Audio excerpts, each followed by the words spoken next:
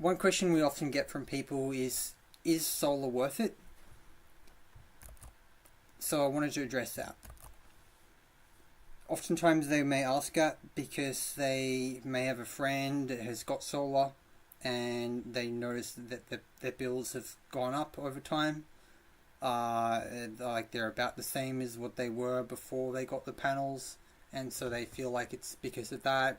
Doesn't seem like it's worth it anymore.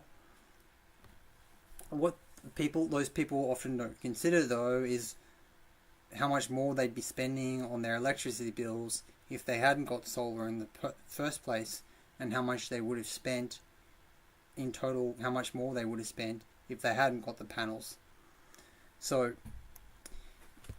I want to go over what the rate hikes have been, because a lot of people aren't aware of how much they've been. They kind of just pay the bill and just comes out of their account, so they don't pay a lot of attention to that. So I wanted to address that, and also how the batteries come into this.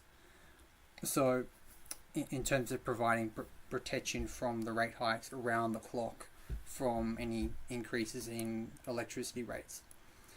But before I get into that, it's probably going to help to take a step back and to go over a little bit about back to basics of how it works with panels and the batteries, and how that works like over time, how it's tracked over time. So the solar industry first really took off in 2010 with the government rebates, and so a lot of people that have got solar since then, they noticed they initially got a lot of credits with a generous government feed-in tariff, which started at a government subsidized rate of 60 cents per kilowatt hour back in 2010. And then after from around 2016, or even earlier than that, they started to roll out these smart meters. And so the difference with those compared to the older analog meters that some people have with spinning discs is, I'll go into why I'm talking about this in a moment, but the old analog meters only measure the electricity flowing in one direction, which is from the old power lines with the wooden poles and the wires, from those to the home, okay, and to each property. And so because it can only measure the power flowing in one direction, that can be a problem with solar, because the power can flow in the opposite direction from the home to the grid. How that works is, beg my pardon, first of all, the panels will supply power to the home first. Then after that, any excess goes back to the grid, okay? And so they need to install these smart meters so that they could measure the power flowing in both directions.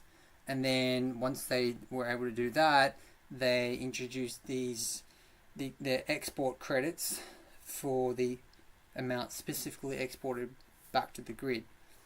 Before that, they just had the one rate, which is like they only had a rate for the total amount of kilowatt hours that you produced, whether it went to the home or to the grid. They just gave you a generous 60 cents per kilowatt hour for the total amount of generation that the system produced. Whereas now they have net metering, which will only give you a credit for the excess electricity that you export back to the grid. Okay? And that export rate, a lot of homeowners are pretty pissed off. They've noticed that the export credits has gone down over time. They used to be, as I mentioned, they used to be 60 cents per kilowatt hour back in 2010. Once they introduced the smart meters, they scrapped the government scrapped that government subsidized gross feed-in tariff of 60 cents per kilowatt hour. That ended in 2016. Okay. So they had the smart meters, and they had the export credits, of which they dropped to around the maximum was around 22 cents per kilowatt hour, and steadily over time those rates that were available dropped to 16 cents, 12 cents, 10, 7, and now around 5. So 4 cents, and yeah, they're gonna keep going down, probably to 0, maybe even negative. Okay, and so why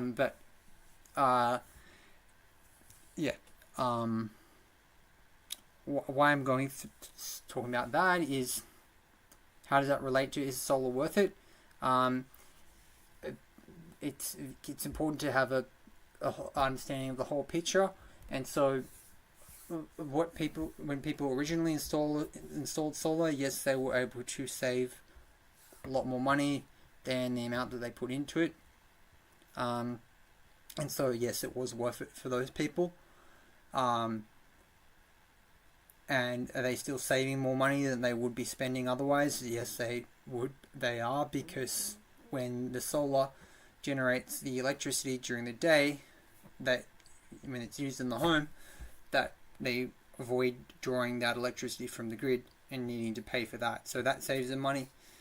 That they're not getting as much money for the excess that's exported back to the grid. And so the federal government, they introduced a rebate for the batteries back in July last year, 2025, and so that's really helped a lot of people to get more batteries. There was 1 in 40 homes that had a battery, 1 in 3 homes had solar, and now there's been about 4.2 gigawatts of there's been a lot of homes that have gotten batteries since then, and so there's a lot. I think there's more than 1 in 40 now. Have to check that. Anyways, you can look it up. So yes, it has been worth it. Does it make sense to get solar panels only? Not so much, because it's not going to eliminate the bills entirely. And so that's going to cause people to do what? They're still going to have to rent that electricity that they do have to use at night from the old wooden poles, and pay for it from the power companies with their rate hikes each year. And so that will end up costing them more over time compared to being able to get the battery, so they can really eliminate the bills. And like some customers we've been able to help, they can get credits instead. They can make money with their electricity because they get a better rate for sending it back to the grid at night when there's more demand for it. Following along with me? If you've got any questions, leave a comment in the chat. How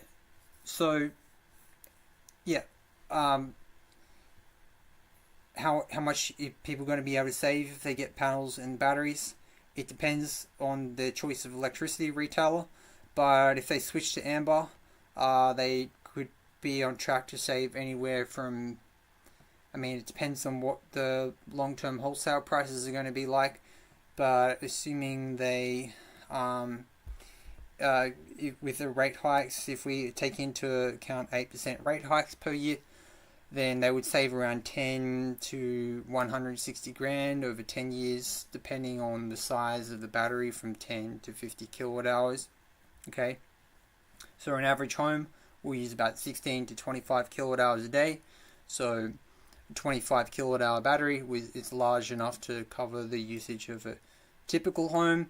Although if the home then gets an EV or wants to use more air conditioning, like in the middle of winter when the usage tends to be the highest, then they can end up still getting a bill during those periods, because they still have to get the electricity from outside the home, from the power lines, from the power stations, and have to pay for that.